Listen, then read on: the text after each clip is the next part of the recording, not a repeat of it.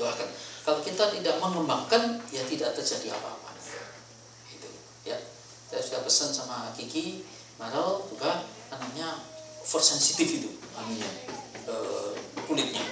Itu setiap kali dikasih obat, setiap kali malam, kalau saya sebagai papinya, sebagai maminya, doakan. Nama Yesus sembuh, kulit normal. Gitu. Anaknya Pak Yan Puji, satu yang laki itu alergi kacang, alergi susu, alergi apa-apa saja, sampai dia tidak berani punya karpet itu kalau nggak salah. Pendeta Yan Puji dulu itu. Tapi saya ingat satu kali itu ada pendeta misionari yang sekarang ini masih di daerah Kupang sana sih, satu hari mampir doakan tuh. Itu kalau nggak salah alerginya berkurang sekali. Ya, tinggal apa itu didoakan 1-2 kali lagi sembuh. Jadi mesti caranya begitu. Jadi jangan malu, jangan apa, melainkan kita datang pada Tuhan sampai kita mengalami akan kasih karunia Tuhan. Poin yang ketiga, menurut saya sudah saya dengarkan baik-baik, sebab ini poin yang sangat penting. Menurut saya ini titik krisis di dalam kita menjadi orang yang maju, kalau ingin maju ini. Yang ketiga, ini adalah ambil rasa tanggung jawab. Maksud saya bukan begini. Tolong ya, hari ini semua meja-meja diatur, lalu Anda menjadi orang bertanggung jawab, meja-meja diatur. Bukan itu maksud saya. Rasa tanggung jawab yang dimaksudkan begini. Saya dari Vancouver, kemarin dulu memberikan ceramah beberapa kali dan seminar, satu di antaranya seminar soal keluarga. Kelas itu tanya jawab, ada yang mau tanya, di sana ada satu ibu muda, langsung dia berdiri, dia tanya, Pak, mungkin itu menurut saya sih hidupnya sendiri yang diceritakan, tapi dia tidak nyebut sih. Itu kalau teman hidupnya itu tidak mau sharing, tidak mau terbuka, lalu kita gimana? Dia bilang gitu. Mungkin dia itu punya suami yang kalau diajak bicara dia tidak mau berkata-kata apa-apa, tidak mau terbuka. Bagaimana kita bisa satu hati, kita bisa jalan sama-sama? Dia tidak mau. Jadi dengan nada yang galak lah begitu. Ya, saya sudah berdoa, Tuhan kasih hikmat untuk menjawabnya ini. Langsung saya jawab pada dia, saya bilang, Bu, saya rasa begini, Ibu itu dalam satu segi sebenarnya lebih daripada suamimu, sudah pasti. Sebab ibu itu dipanggil oleh Tuhan menjadi wanita itu sebagai penolong. Kalau wanita itu penolong, berarti yang menolong dan yang ditolong kuat mana? Ya kuat yang menolong. Jadi wanita itu sebenarnya lebih kuat, lebih bisa untuk menolong suami. Jadi kalau saya bilang pada ibu gini, Bu, Anda sudah dikasih kesempatan berapa tahun toh? 5 tahun, 10 tahun menikah kan? Setelah itu, kenapa partner hidupmu suami masih gitu? Ambil dong rasa tanggung jawab itu. Ganti daripada dia begini, dia begitu, Anda lebih baik berkata pada diri sendiri, aku dipanggil Tuhan sebagai penolong, tapi kenyataan sudah 5 tahun, dia masih seperti itu, berarti aku yang harus introspeksi, aku harus meneliti diri sendiri, bagaimana aku menjadi penolong dengan lebih baik, sehingga dia bisa lebih naik. Itu namanya rasa tanggung jawab. Kalau saudara ingin maju bersama saya, sama-sama, jangan mikirkan orang lain, kelemahannya, kekurangan tidak, melainkan ambil itu sebagai tanggung jawab kita. Itu maksudnya, kita akan bisa maju di dalam kehidupan yang ada seperti yang kita alami ini.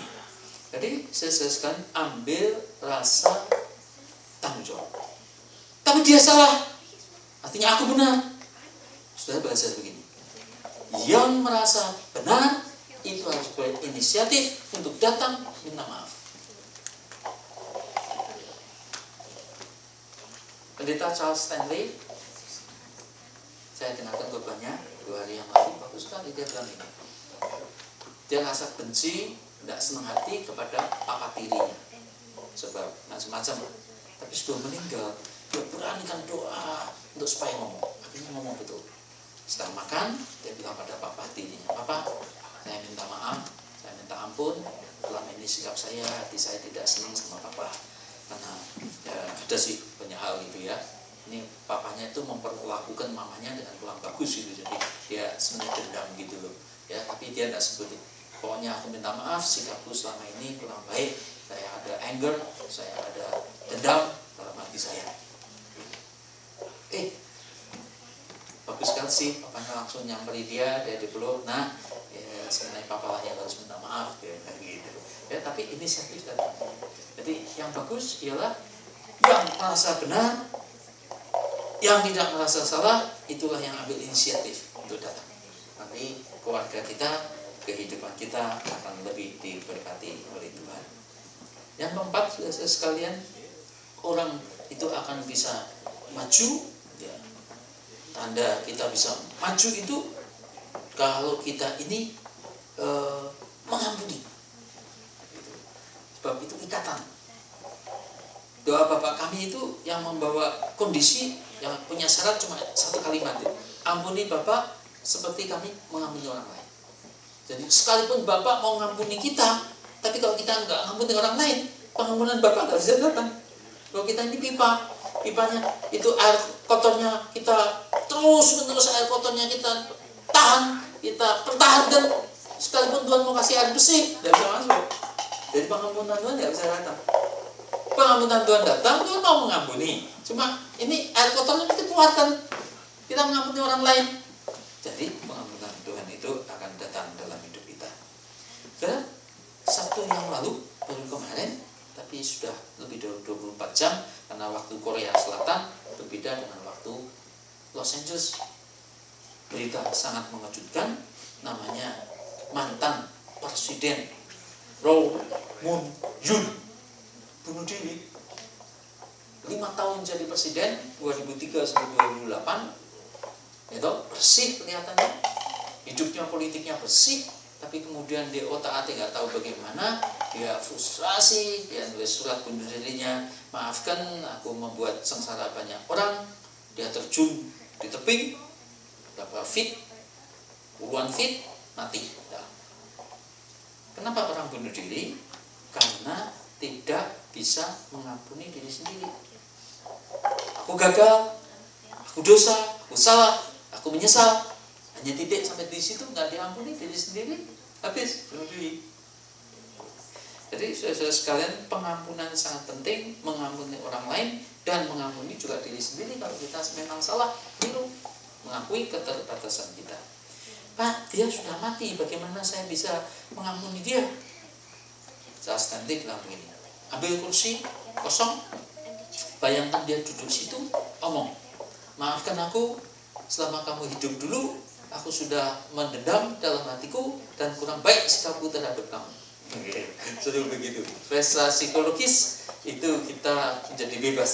Setelah itu dalam nama Yesus lupakan semua. Anda sudah mengampuni, minta ampun sama Tuhan, sekaligus Anda sudah mengampuni akan dirimu sendiri. Itu, saudara sekalian, sekali lagi, kalau kita memaafkan orang lain, mengampuni orang lain, tidak berarti kita ini setuju dengan perbuatannya, tidak sih. Perbuatannya tetap dosa, tapi kita tidak membawa diri kita sebagai hakim. Kita tidak pernah dipanggil jadi hakim. Hakim itu hanya Tuhan. Tuhanlah yang menilai, bukan kita. Tugas kita ialah mengasihi, tugas kita adalah mengampuni. Anda tidak bertanggung jawab atas perbuatan jahatnya dia, tapi Anda bertanggung jawab penuh atas reaksi kita. Reaksi kita tidak senang hati, reaksi kita dendam, reaksi kita attitude kita jahat, jelek, itu kita bertanggung jawab di dalam kehidupan. Jadi mengampuni. Yang kelima, saudara sekalian, kita kalau ingin maju dalam hidup kita, mesti evaluasi, mesti introspeksi akan diri kita. Ternyata selama ini approach saya begini tidak pernah menaikkan akan dia masih tetap seperti itu. Jadi mesti kita ganti cara pendekatannya, cara pendekatan kita, cara ngomong kita, cara doa kita, attitude kita ganti supaya kita bisa menolong orang yang ada di sekitar kita.